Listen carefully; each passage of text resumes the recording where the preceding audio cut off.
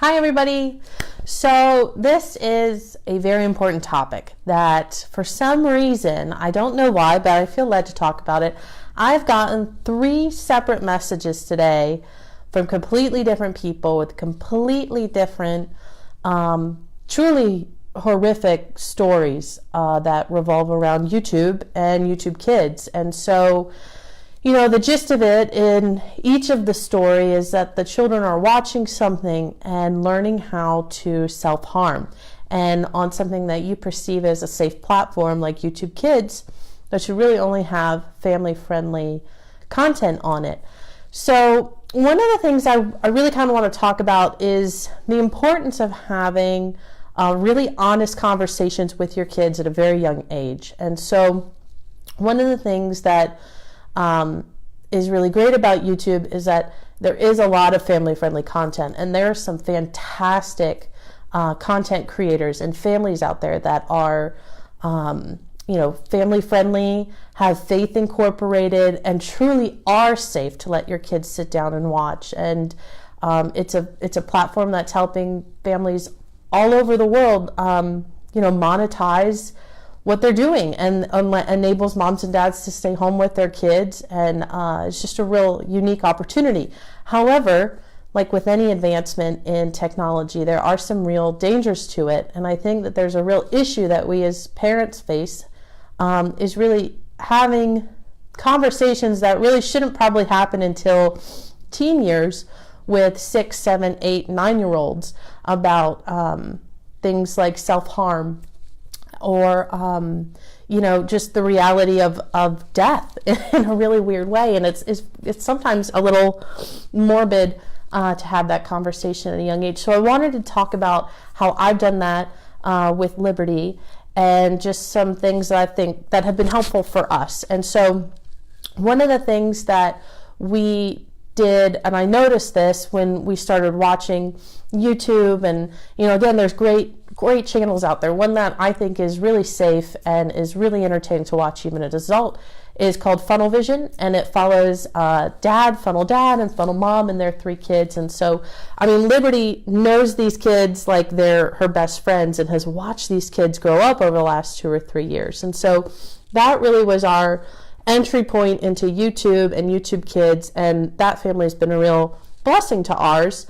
And but in the midst of it, YouTube's going to suggest content on the right-hand side, and so I always check her viewing history. And so I don't know if you can do that as a parent. You can log into the YouTube account, and there's a little history button, and you can take a look at all the videos that your children have been watching. So Liberty knows that I do that. And one time, I came across a couple different videos with just nothing really negative, nothing really bad, but things that still deserve a conversation. And so when she was young, when she was probably 6, I framed it around the idea of flowers and seeds, and that our mind is like a garden. And so everything that we take in, right, everything that's a video that we're watching or anything we're watching on TV is planting a seed. And then that seed, whether it's good or bad, will grow inside of us. And it's either going to make us feel happy, it's going to make us feel full of life or joy, and we'll laugh, or it's going to make us feel sad. And, I can't really say depressed to a young kid, but sad or unhappy. And so that seemed to really connect with her at a young age. So if you have like that 6-year-old, that worked very well for me. And so now we'll kind of reframe and say, hey, what type of seeds are you planting? Is that a good thing to watch? Is that a bad thing to watch? And so she actually has done a very good job in a lot of cases of self-regulating. And then the other thing that I try to let her know and affirm her is that you can always tell mommy anything, even if you've done something wrong, even if it's a bad thing. Mommy will always love you. It doesn't matter.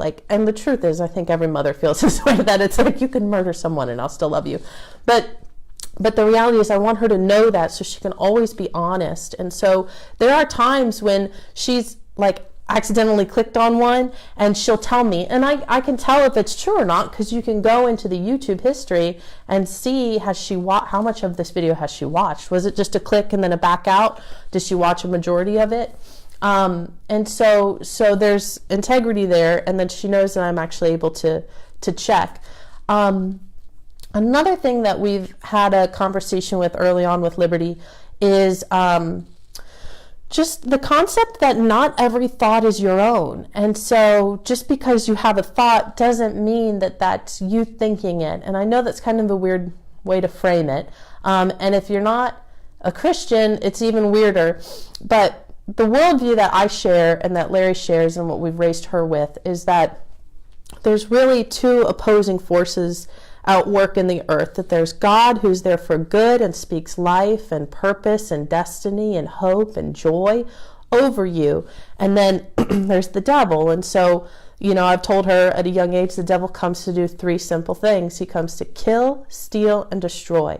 And he's going to put thoughts in your head, things that say like, oh, I'm stupid, or I can't do this, or even the idea of harming yourself or harming somebody else, that idea originates from the enemy. And there's the human sin nature too, right? But at an early age, I think it's very important to teach kids that not every thought that comes into their head is their thought.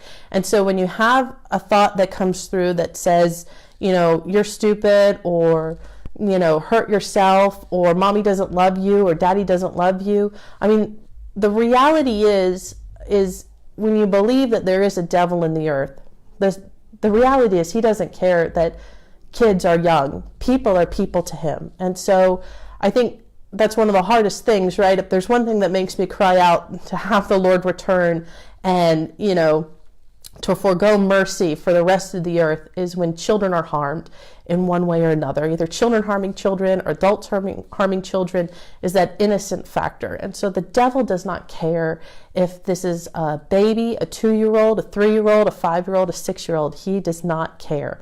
And so I think that's one of the more difficult things to wrestle with. But he's going to come in and he's going to sow those thoughts at early ages. And I think even if you think back about the things that have shaped your life, is it starts at young ages. It starts at 5, 6, 7, 8. There's let's call it an ungodly belief, right? If it's something that's counter to who God says you are, that, you have a purpose, you're unique, you have a plan, you were made for a reason, you can do all things, right? If it's something counter to that, then that's not coming from your God-given identity. That's honestly, I think the devil trying to sow a counter identity into you. And so that starts at early ages. And so I think it's very important as parents, we're mindful of that. And we begin to teach children to monitor what are you thinking, right? Even as adults, like we teach adults this later in life, but the earlier we teach this to children, the more of an advantage and a chance they have to standing up against just really the passive information that's coming into them. And so then the third thing to kind of go along with this, and is really the next step of monitor what you're thinking, is to guard what you're saying. And what are you saying over yourself? What are you saying over other people? And so this is when, we'll call it just a bad confession, really, is when you say, I'm stupid. It's like, oh, I messed up in the game. I'm so stupid. And you're like, well, that's not a very good thing to speak over yourself, right? Like, you're not stupid, you're smart. And so I think that that's very important as parents, as another thing that you can do to layer in there to solidify identity, is to say you're smart, to have one, positive confessions over them that you're constantly saying, right, other than you're just beautiful, because I look at my daughter, I'm like, oh, you're so beautiful. But but the idea that you're smart, you're funny, like you're wise, you're generous, like you're so humble, you're so kind. Those are the types of things that I speak over her. Oh, you're brilliant. I say things like, oh, you're my nation changer. You're my little nation changer. Is that in a way we would call that I'm actually prophesying over her. I'm declaring over her. I'm exhorting over her identity. And so it's one thing for me to speak it over her. It's another thing that for her to begin to identify negative thoughts that she needs to be able to call out and say, well, wait a minute, that's not only is it not my thought, but it's also the wrong thought, and it's not congruent with whom I know my identity to be. And so that's, I think, as parents, what we should be trying to do is so ground them in their identity and then stop them from saying the things that they're hearing in their mind. I'll never forget when Liberty was 2 or 3, young, right? Really young.